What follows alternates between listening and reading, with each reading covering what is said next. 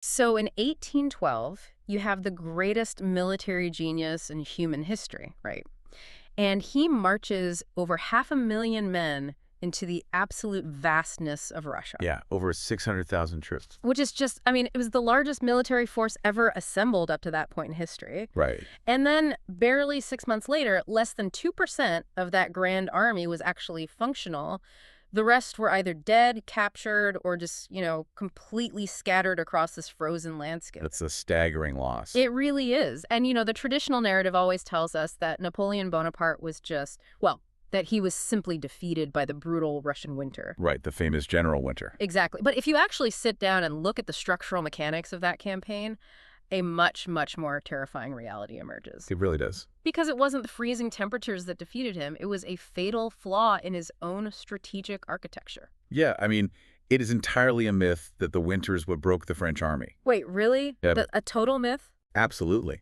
The logistical system of that massive invasion force had completely collapsed long before the first snowflake ever even fell. Oh, wow. Yeah.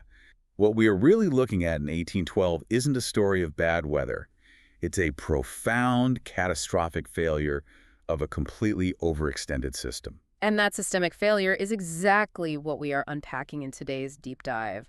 Welcome, everyone. We are looking at this absolutely fascinating, deeply analytical stack of research you sent our way. It's incredibly dense stuff. It is. It's titled simply Napoleonic Wars.pdf. And the author of this research has done something just remarkable here. They really have. They've completely stripped away all the romantic mythology, the oil paintings, the glorious cavalry charges. Like bright uniform. Right, the whole great man of history narrative. Instead, they reframe the entire Napoleonic era and, incredibly, the lead up to World War I, a whole century later, as this high-stakes study in systems, power, and structural collapse. And what makes this document so uniquely compelling to me is its central analytical tool. Yeah, let's get into that. The author filters all these massive historical events through this very specific psychological lens that they call VAL. VAL, right. Yeah, and VAL is defined here as a subpersonality, basically a hyperdominant executive function. Like the part of your brain that just gets things done. Exactly. It's the part of a mind or even an organization that is relentlessly obsessed with execution and control and strategy. So it's pure drive. Right. By mapping this Val persona onto Napoleon, and then later onto the entire pre-1914 European state system, we get to look at this incredible internal war between discipline and rigidity. Okay, let's unpack this, because the research immediately hits us with a massive warning sign right at the start. It really doesn't hold back. No, it doesn't. It demands that we just reject the idea that Napoleon magically appeared as the singular genius who bent the world to his will. Right, that great man theory. Yeah.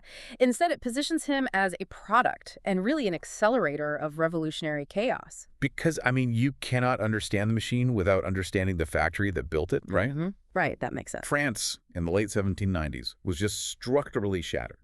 The French Revolution hadn't just, removed a king. It had completely dismantled the societal, economic, and military architecture of the entire nation. Just wipe the state clean? Exactly. But in doing so, it unlocked this explosive new concept, the levée en masse, mass mobilization.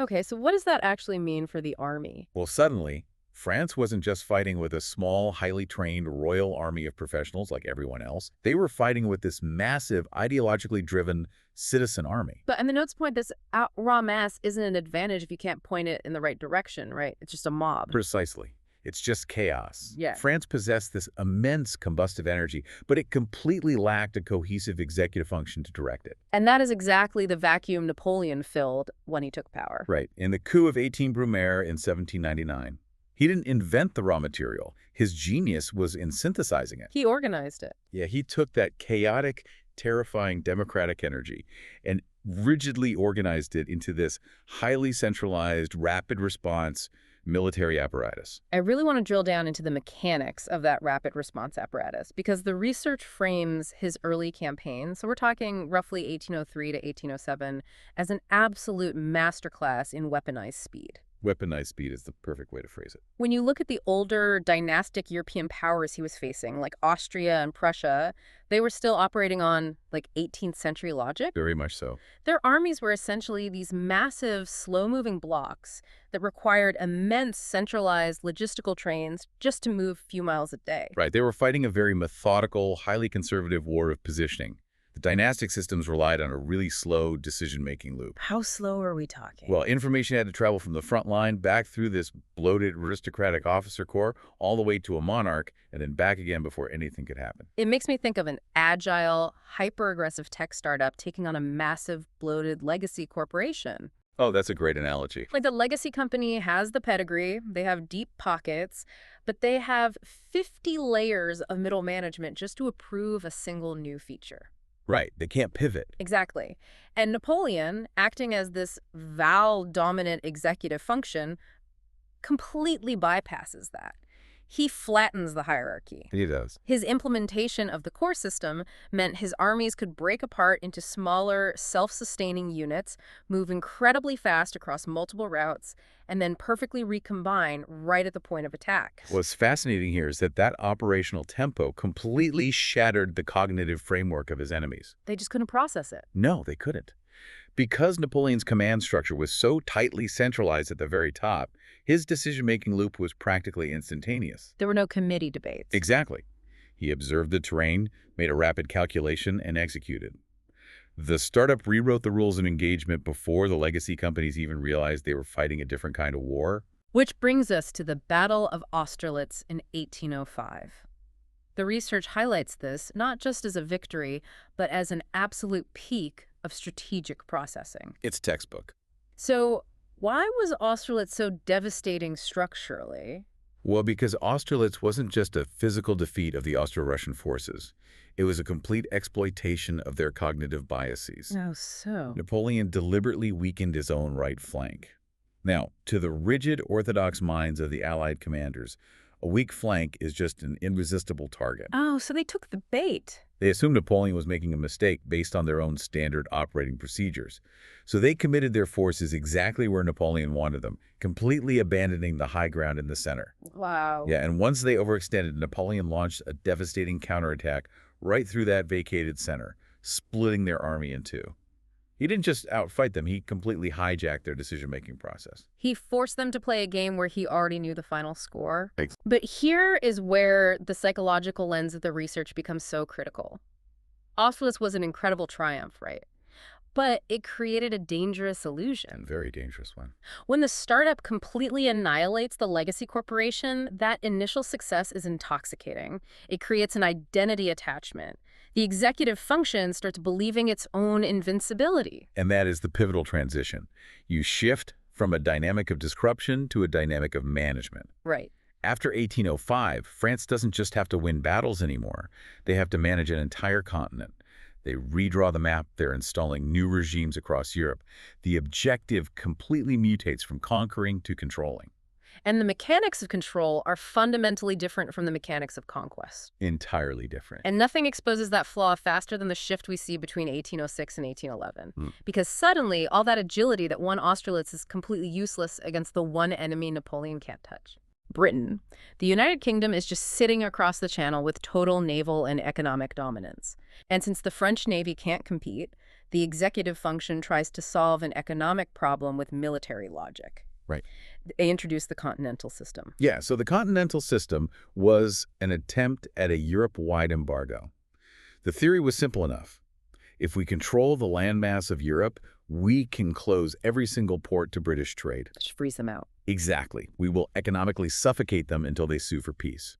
And to a highly centralized, hyperlogical executive mind, it looks like a brilliant, clean solution on paper. Wait, I'm struggling to align this with his earlier brilliance, though. If Napoleon's entire strategic advantage up to this point was fluidity and speed and concentrated force, why try to lock down the entire European economy? That requires static, constant enforcement across thousands of miles of coastline. Isn't that playing entirely against his own strengths? It is the ultimate contradiction, and the research points to this as the exact moment the Val persona really begins to fail. It's just a total mismatch. You are absolutely right. He confused the capacity to conquer with the capacity to control. Right. It is one thing to march an army rapidly to Vienna and force a surrender. Right. It is an entirely different logistical universe to try and police the coastline of the entire European continent to stop smugglers in 1806. We have to talk about how impossible that actually was on the ground. I mean, you're dealing with an era where communication moves at the speed of a horse. Really? How do you actually enforce a blockade against an entire continent of merchants who desperately want British goods? You can't. The economic mechanics of the 19th century simply wouldn't allow it. What the continental system actually did was create the most lucrative black market in human history. Oh, I bet. British goods were smuggled through the Baltic, through Spain, through Italy, and worse, to even attempt to enforce this embargo, France had to act as an occupying police force across its own allied and client states. Which nobody likes. No. It damaged European economies far more than it hurt Britain. It bred deep systemic resentment everywhere. It's the classic startup trap again. You scale way too fast, your infrastructure can't handle the load, and you end up alienating your core user base just to maintain the illusion of control. That's exactly what happened. And that resentment doesn't just stay economic, does it? It physically erupts in the Iberian Peninsula. When Napoleon tries to force Spain and Portugal to comply with the continental system, the entire operational paradigm of the war shifts. Right, so by installing his brother Joseph as the King of Spain, Napoleon just assumed he was swapping out the management layer of a conquered state. Like changing the CEO. Exactly. But what he actually did was trigger a massive, decentralized popular uprising. This is where the term guerrilla enters the lexicon. Little war. Let's examine the mechanics of how that asymmetric warfare actually functioned, because the French military machine was built to destroy massed armies in open fields. How do they bleed out in Spain? They bled out because the Spanish resistance simply refused to provide a centralized target. They wouldn't play his game. No. The French army in Spain found itself operating in this hellscape of rugged mountains and isolated villages. The resistance didn't try to defeat French corps in formal combat. What did they do instead? Instead, they attacked the nervous system of the occupation. They hit supply wagons, assassinated couriers, isolated small garrisons. Wow. If a French army marched through a region, they controlled exactly the ground they stood on. The moment they moved on, the resistance just swallowed the territory back up. It's like a violent game of whack-a-mole. It's an incredibly frustrating environment for a dominant executive function. The French army is winning all the formal engagements, but they're losing the war because the metrics of success have completely changed. Right. The notes mention it requires hundreds of thousands of French troops just to keep the roads open. And this is the first true structural crack. It proves that a highly motivated, decentralized network can neutralize a superior, centralized, conventional force simply by increasing the friction of occupation until it becomes unsustainable. It's just making it too expensive to stay. Exactly. Napoleon was trying to apply the rapid strike tools that worked in Central Europe to a completely different strategic terrain. And his system was deeply incapable of recalibrating. But Spain was a slow bleed. It tied down resources, but it wasn't the single event that broke the spine of the empire. No, it wasn't. That brings us to 1812, the breaking point. The executive function looks at the map, sees that Russia is no longer complying with the continental system, and decides that the only solution is to double down. And the invasion of Russia is the ultimate manifestation of this systemic overreach.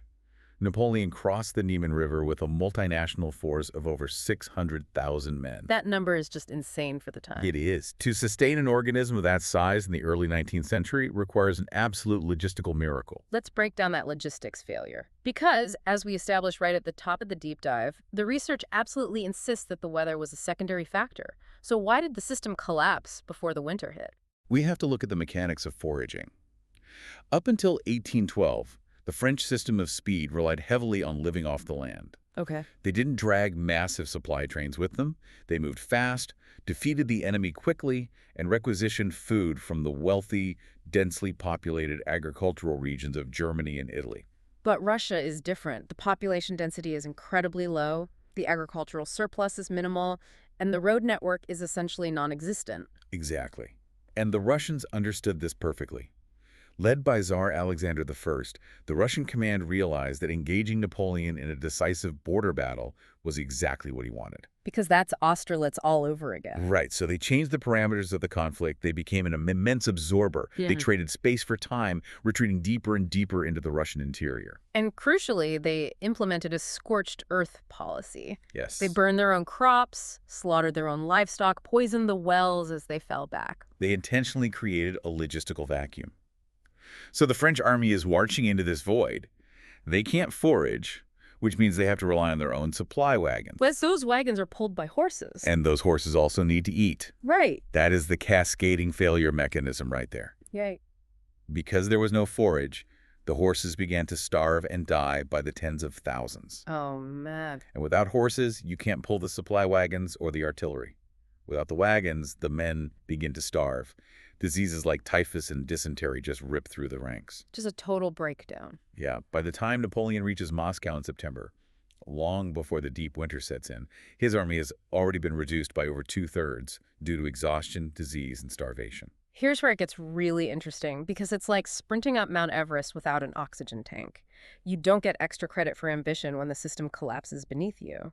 The executive function pushed the system far past its physical structural limits, demanding speed when the friction of the environment made speed suicidal. Absolutely suicidal. The research points out that by violating the core structural limits of logistics, the collapse became mathematically inevitable. When Napoleon finally realized that capturing Moscow wasn't going to force a Russian surrender, because Tsar Alexander simply refused to negotiate, the retreat began.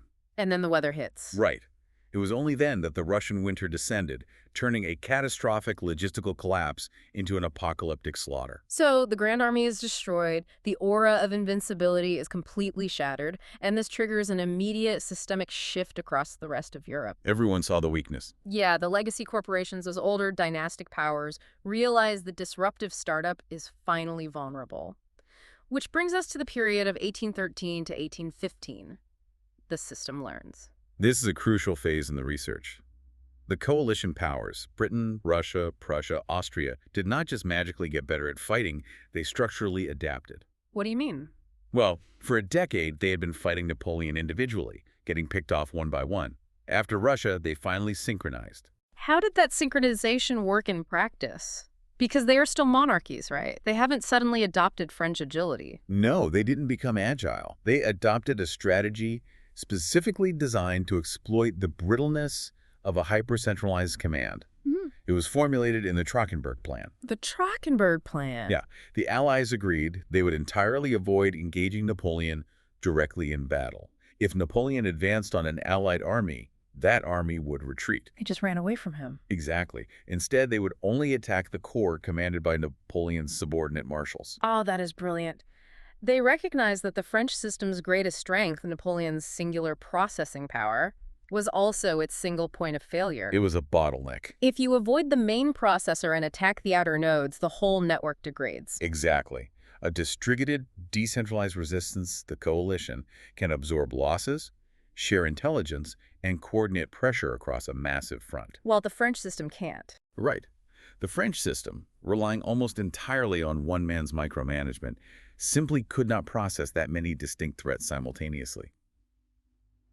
At the Battle of Leipzig in 1813, this overwhelming, coordinated mass finally crushed the French army, pushing them entirely out of Germany. I really want to focus on how the research frames the very end of this process, the Battle of Waterloo in 1815. This is an important distinction. Because we have this deep cultural narrative that Waterloo was this epic, singular clash that brought down a titan. But the notes argue that this is a total misreading of the structural reality. Waterloo was just a symptom. It is essential to look at the underlying demographics and economics here. By 1815, France had been bled dry. Nothing left. The veteran core of the army had been buried in the snows of Russia or chewed up in the mountains of Spain. The economy was exhausted. The population was exhausted. And the coalition. The coalition, conversely, had massively expanded their mobilized manpower. Even if Napoleon had somehow won at Waterloo, there were hundreds of thousands of Russian and Austrian troops marching toward the French border. So it wouldn't have mattered. No. The mathematical reality of the system was already fixed. Waterloo was just the final desperate spasm of a structure that had already fatally collapsed. This perfectly transitions us into the deepest analytical part of the research, To really understand why a system this innovative and powerful marched itself into oblivion, we have to look closely at the VAL framework. This is the anatomy of a strategic mind. The author uses this Val persona to articulate the internal friction of a system in decline. Right. In this model, Napoleon is the dominant executive function, relentlessly driving forward, demanding execution, convinced of its own infallibility. The external realities, like the failure of the continental system, the bleeding in Spain, the starvation in Russia, represent cognitive dissonance. Okay, cognitive dissonance. The system is receiving massive amounts of negative feedback, indicating that its methods are failing. But the executive function refuses to process that feedback, because doing so would require dismantling its own identity. The research distills this psychological breakdown into 5 core lessons. And these aren't just historical footnotes either. These are profound warnings for anyone managing an organization, a business, or even just their own personal trajectory. They are very applicable. Let's really dig into these. Lesson 1. Strategy must evolve with terrain. What functions perfectly on the plains of Austerlitz becomes a death sentence in the vastness of Russia. The trap here is that early success hardwires a specific methodology into your brain. You think you have the magic formula. Right. You start believing that your specific process is the objective truth, rather than just a tool that happened to fit a previous environment. When the environment fundamentally shifts, the rigid executive mind doesn't adapt to the tool. It just swings the old hammer harder. Which flows directly into lesson 2. You cannot outwork structural limits. Willpower does not negate physics. You can have the most disciplined, motivated workforce or army in the world, but if your supply lines are broken, if your foundational logistics are unmoored from reality, no amount of executive screaming will feed your horses or generate revenue. The system will stall. I think lesson 3 is where a lot of modern leaders really struggle. Leadership is not control. It is calibration. In the startup phase, leadership often looks like total control. Micromanaging the code, directing every single maneuver. Being in the weeds. Exactly. But as a system scales to manage a continent or a global market, that level of centralization becomes a bottleneck. True leadership at scale requires delegation, reading the feedback loops of the entire system, and adjusting the parameters. And Napoleon couldn't do that. No.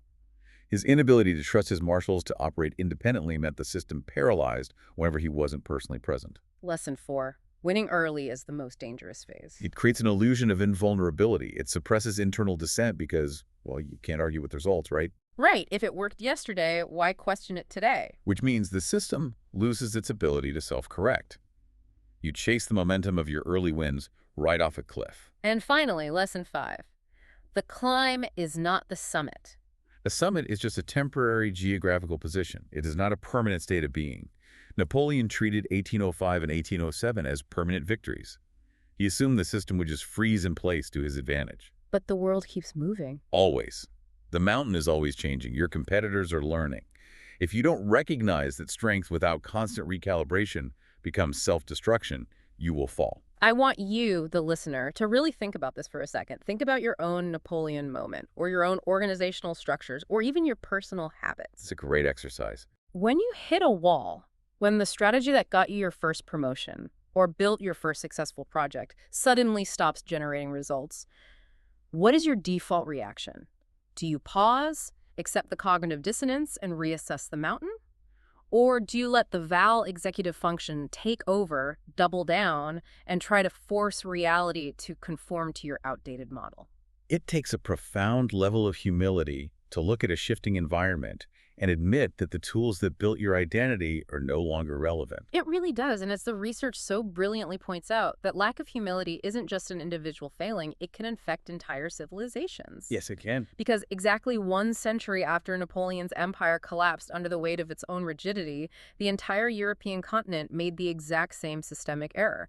They built an automated machine of escalation and let it drive them straight into the abyss. The author's transition from the Napoleonic collapse to the outbreak of World War I in 1914 is just analytically stunning. It's my favorite part of the notes. They frame pre-1914 Europe not as a separate historical phenomenon, but as a reincarnation of the exact same structural pathology.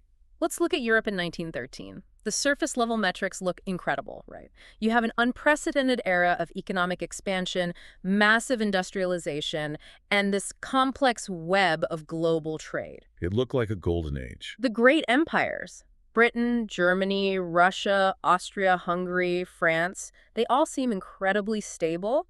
But the research treats this stability as a dangerous illusion.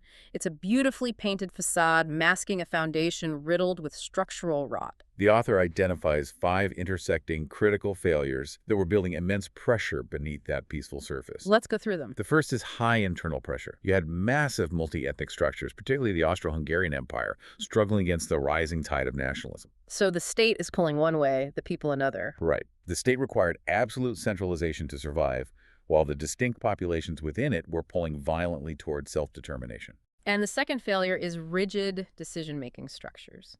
You have these aristocratic, highly insulated leadership classes that are entirely detached from the realities of industrial warfare. They're relying on incredibly slow, formal diplomatic channels. Exactly. But I really want to dig into the third failure because this is where the psychology of the system becomes actively toxic. The arms race and the security dilemma. The security dilemma is one of the most tragic mechanisms in international relations. It is a completely enclosed feedback loop of paranoia. Give me an example. Imagine Germany decides to build up its naval capacity. From the German perspective, this is a purely defensive measure.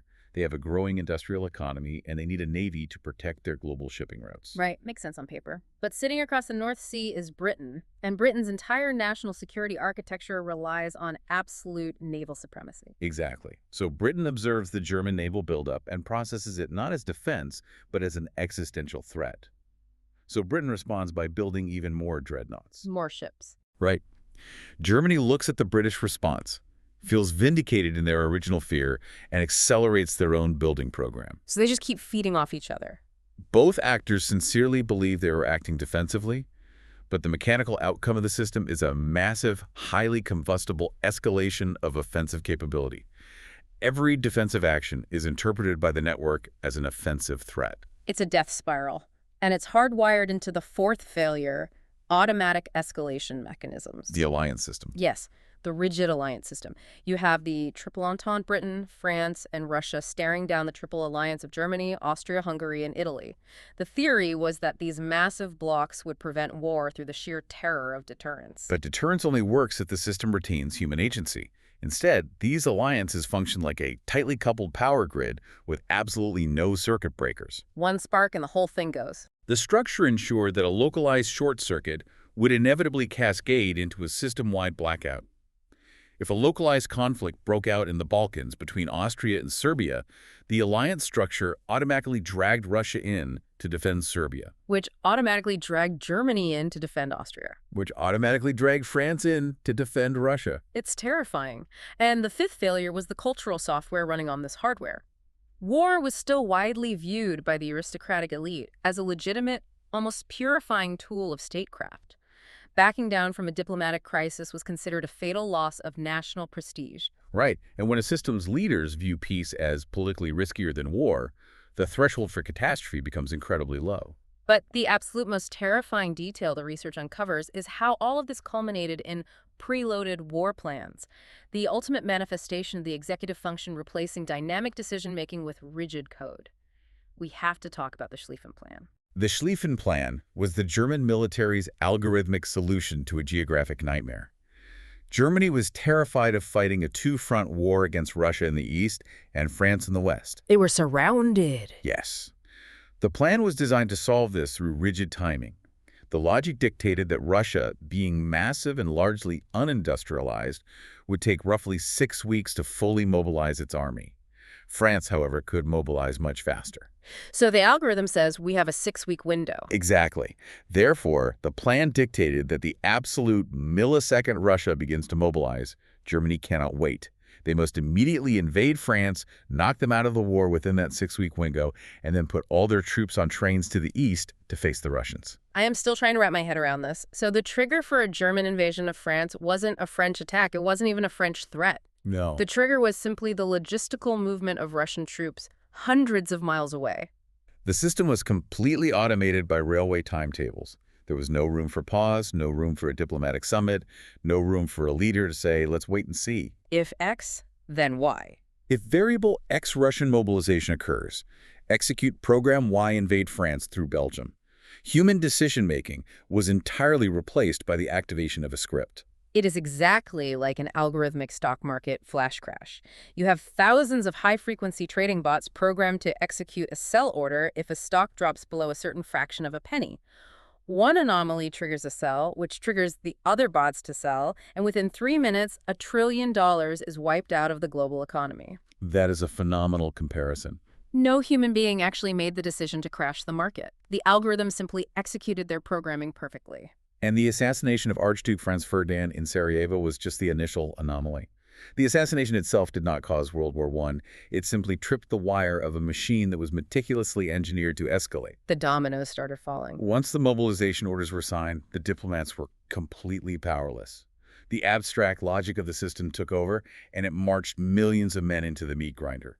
It is chilling to realize how easily abstract systems can override human agency. But the research doesn't just leave us in the realm of high-level abstraction. It forces us to look at what happens when these massive systemic failures crash down into the physical world. Let's really expand on how these abstractions were actually experienced by the human beings trapped inside them, the lived experience and the information war. It is very easy to look at historical maps, see massive colored blocks shifting around, and forget that every millimeter of those blocks represents profound human suffering. The research insists we ground the theory in physical reality.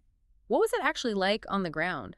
Well, during the Napoleonic Wars, you had armies of unprecedented scale, hundreds of thousands of conscripts, but they were operating with deeply limited transitional technology. We are talking about mass mobilization paired with musket technology. A soldier in 1809 is standing shoulder to shoulder in a field, firing a weapon that takes 20 to 30 seconds to reload, while artillery is just ripping through the ranks. And combat was only a fraction of the horror. The true silent killer of the era was the environment. The sheer physical friction of moving 100,000 men through the mud of Poland, or the blistering heat of a Spanish summer, or the freezing devastation of Russia. Disease was a massive factor, right? Disease, exposure, and starvation killed vastly more soldiers than musket balls ever did. And the information environment was incredibly fragmented. The research points out this massive disconnect between what the system perceived and what the individual experienced. Absolutely. A private in a French line infantry regiment had a completely constrained reality. He only knew his immediate squad, the exhaustion in his legs, and whether he had eaten that day. What about the civilians? A civilian in a German village only knew that a massive, terrifying machine had rolled through, requisitioned their winter grain, and left them to face starvation. But the leaders are totally removed from that. Right. Napoleon and his general staff existed in a reality of pure abstraction. They operated in tents, looking at maps, calculating logistical inputs and strategic outputs. And Napoleon actively weaponized that disconnect. The research spends a lot of time on his mastery of propaganda, specifically the bulletins of the Grand Army. He wasn't just managing the physical battlefield, he was managing the cognitive landscape of Europe. He understood perfectly that morale is a tangible strategic resource. Napoleon's greatest information victory wasn't just convincing the French public that he was winning, it was convincing his enemies that he was an inevitable force of nature. How did he do that? His bulletins were masterpieces of spin. They exaggerated enemy casualties, minimized French losses, and constructed a narrative of flawless mathematical triumph. It was essentially the 19th century version of a highly curated social media presence. He projected an aura that literally acted as a force multiplier on the battlefield. It really did. Allied commanders would second-guess their own intelligence because the narrative of Napoleon's invincibility was so deeply lodged in their psyche. But the research highlights the fatal limit of information warfare. You can control the narrative, you can write glorious bulletins, but propaganda evaporates the moment it collides with hard physical evidence. Reality catches up. When an army of 600,000 men marches into Russia, and only 10,000 starving, frostbitten survivors stumble back across the border, no bulletin can spin that. The managed narrative shattered against the physical reality of dead bodies and collapsed logistics. There is a profound psychological weight to the distance between the executive function and the lived reality. The leaders at the top don't smell the dysentery. They don't hear the screams in the field hospitals. They experience war entirely as calculation. It's all just numbers on a page to them. Exactly. And because they are insulated from the immediate physical consequences of their decisions, it becomes dangerously easy for them to keep feeding the machine. The research forces us to confront this deeply unsettling question. What does a war actually mean? Hmm. Because it means entirely different things depending on your position within the system. That's a profound point. To Napoleon, a campaign in Germany might be a brilliant recalibration of the European balance of power. To a Spanish guerrilla fighter, the war is a desperate, bloody struggle against a sacrilegious invader. And to the common soldier. To an Austrian peasant conscript, it is an incomprehensible death sentence in a muddy field far from home. It is the exact same event, but the meaning is entirely fragmented. I think this is why we have to constantly guard against the romanticization of history. We look at the beautiful paintings with the bright uniforms and the golden eagles, we talk about the strategic genius, Right? and we forget that at the ground level, it was just exhausting, brutal, disease-ridden administration. The soldiers weren't fighting for grand ideological frameworks of empire or revolution. They were fighting to survive the day, and they were fighting for the man standing next to them. And when the system finally collapsed under the weight of its own contradictions, when the smoke finally cleared after 2 decades of relentless slaughter, the maps were redrawn. But the world they were drawn on had fundamentally changed. Which brings us to the final analytical phase of the research, the aftermath, the true cost, and legacy. In 1815, the victorious powers convene at the Congress of Vienna, and their entire goal is to hit the reset button. They want to go backward. They want to put the genie of the French Revolution back into the bottle, restore the legitimate monarchs, and rebuild the stable conservative order. They desperately wanted to rewind the clock to 1788, but you cannot unring a bell of that magnitude. Yeah. The research makes a brilliant distinction here between the formal winners of the war and the actual structural beneficiaries. Right, because the formal winners were the monarchies of Austria, Prussia, and Russia. But the true structural winner was Britain. By far. By financing the coalition and destroying the French fleet, Britain essentially secured a century of undisputed global naval and economic hegemony. And then there's the fascinating case of Prussia. Prussia was completely humiliated by Napoleon early on. But to survive, the Prussian state was forced to radically adapt. They had to change or die. Exactly. They overhauled their military apparatus, modernized their administration, and adopted many of the efficiencies of the French system. Napoleon's aggression essentially forged the modern, highly efficient Prussian machine that would eventually unify Germany later in the century. There is this massive, unavoidable paradox at the heart of the Napoleonic project. Napoleon set out to conquer Europe through sheer military force, to extract resources and build a French continental empire. Right. But in the process of conquering, he aggressively exported the administrative software of the French Revolution. He fundamentally altered the legal and social DNA of the continent. The French armies brought with them the Napoleonic Code. They dismantled feudal structures, instituted ideas of legal equality, modernized bureaucracies, and introduced the concept of a centralized, rational nation-state. So he modernized the continent at gunpoint. Yes, he did. But in doing so, he accidentally synthesized the exact poison that would kill his empire. Because by occupying all these different regions, Spain, the German states, the Italian peninsula, he forced those populations to define themselves in opposition to France. This raises an important question about identity. Nothing solidifies a national identity quite like a foreign occupation. The French Empire birthed modern European nationalism. The populations of Germany and Italy didn't just want the French gone. They began to realize they were bound together by language and culture. The very forces of mass mobilization and national identity that Napoleon harnessed to conquer Europe were ultimately adopted by Europe to destroy him. Which forces us to look at the staggering moral and opportunity costs of this entire era. We are talking about roughly 2 decades of total war.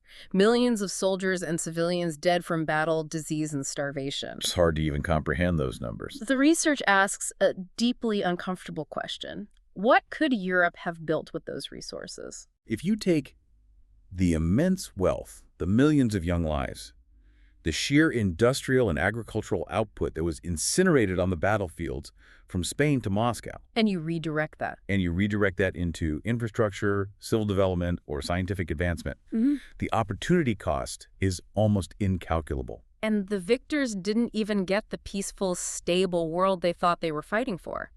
The research uses this phrase, winners regret. Yes. The conservative powers won their security, but they inherited a continent that was fundamentally traumatized and vibrating with dangerous new energies. They inherited massive state debts, deeply strained economies, and a terrified awareness that the populations they ruled over now understood their own latent power. So they were scared of their own people. Very much so. The monarchs at the Congress of Vienna spent the next century desperately trying to suppress the very forces of nationalism and political reform that the wars had awakened. They were trying to hold down the lid on a boiling pot, which, as we discussed, eventually exploded with catastrophic force in 1914. Could Europe only have modernized by bleeding this much? It is the ultimate tragedy of the era.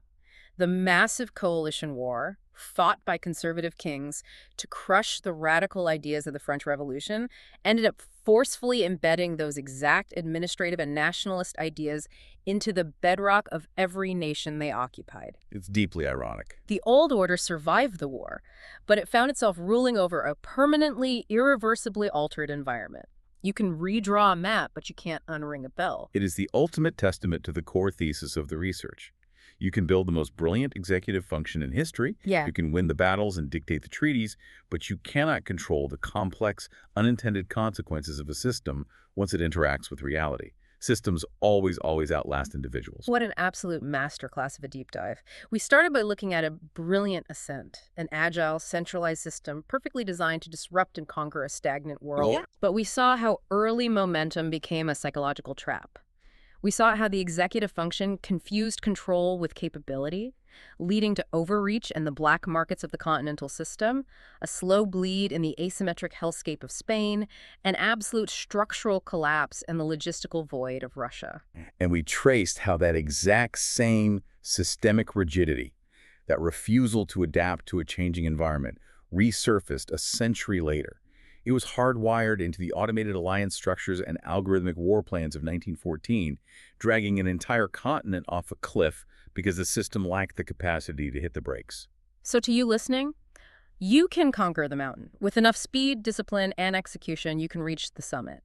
But if you do not respect the mountain, if you don't recognize when the rock changes to ice, or when your old tools stop working, or when the environment demands that you fundamentally recalibrate your identity, the mountain will erase you. And that leaves us with one final, deeply provocative thought that builds directly on the author's analysis of structural rigidity. Let's hear it. We have spent this entire deep dive looking at how human-designed systems in 1812 and rigid algorithmic war plans in 1914 became so locked into their own internal logic that they marched millions of people to their deaths, simply because no one had the structural authority to pause and reassess the terrain. Right, the system overrode the human. Exactly. So what happens today? We live in an era where we are increasingly rapidly handing over the management of our most critical infrastructure to non-human executive functions. Oh, wow.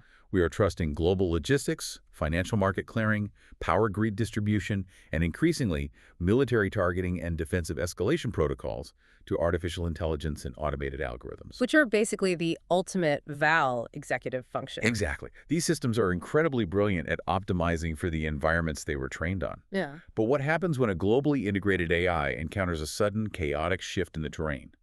A geopolitical black swan event it wasn't programmed to process. Will it know how to adapt? Right. Will an algorithmic system possess the structural humility to recognize its own cognitive dissonance, pause, and adapt? Or, just like a rigid, hyper-dominant executive function, will it blindly follow its code, optimize for the wrong parameters, and march us all straight into the winter? That is exactly the kind of question that forces you to completely rethink how our modern world is wired. Thank you to the listener who provided this phenomenal stack of research. It has completely changed how I understand the mechanics of history, and it throws a harsh, necessary light on the invisible systems running our lives today. It was an absolute privilege to unpack this framework. Until next time, keep questioning the mountain.